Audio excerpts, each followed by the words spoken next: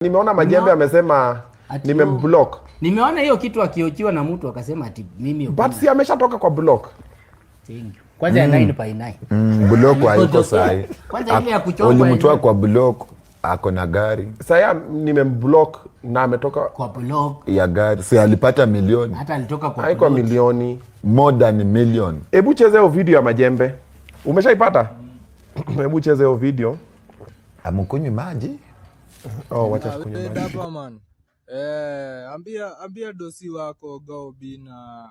Mapenzi lazimishwi. Unanimwagia. Hadi zinasema unanimwagia. Mzee baba saizi hiyo biza amekublock wewe kabisa, upatikani, uonekani pale. Shakuwa hivyo. Kweli umeblock? Ameniblock. Biza ameniblock juu kutoelewana. Bado unatuchanganya lakini hatukuoni vurugu tu. Hizi ni za ndani by the way, hii ni exclusive kabisa. Siko vurugu tu. Siko vurugu tu. So hiyo siku utakuwa umekaa tu hapa una watch TV yako na mamazi pale.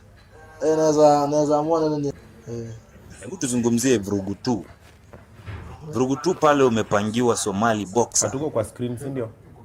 Hali vipi? Sikuoni siku hizi ukitrain. The last time nilikuwa nakuona pale Mombasa Road hapo ulikuwa una train. Saizi hatukuoni, ni content tu na shoot hapa na kina Smiles. Na zoezi nilianza. Nilikuwa napiga zoezi. Nilianza kujipanga prepare for the match. But kuna venye hatuku sikizana na promoter. Kuna venye hatuku negotiate na promoter fiti. Tukaacha game unaona. Kuna terms hatuku sikizana na promoter. Ikabidi tumelenga hiyo riba, ikabidi tumetolewa vurugu tu. Hebu ngoja kidogo. Umesema ilikuwa terms.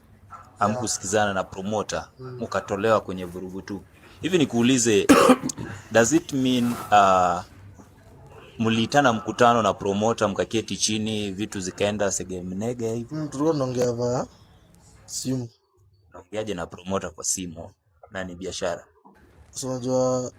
Tunajuana tu. Maybe ako busy, niko busy. Shona. Sasa acha tu tuongee kwa tenje kwanza, juu alituma contract. Sound hivyo. Kwanza before tuongee.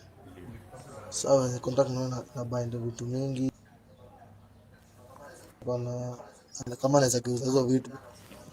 But yakachange to mind immediately, akasema tuachane na mambo ya game tu au kataku. Juu kumwambia tu vitu zingine.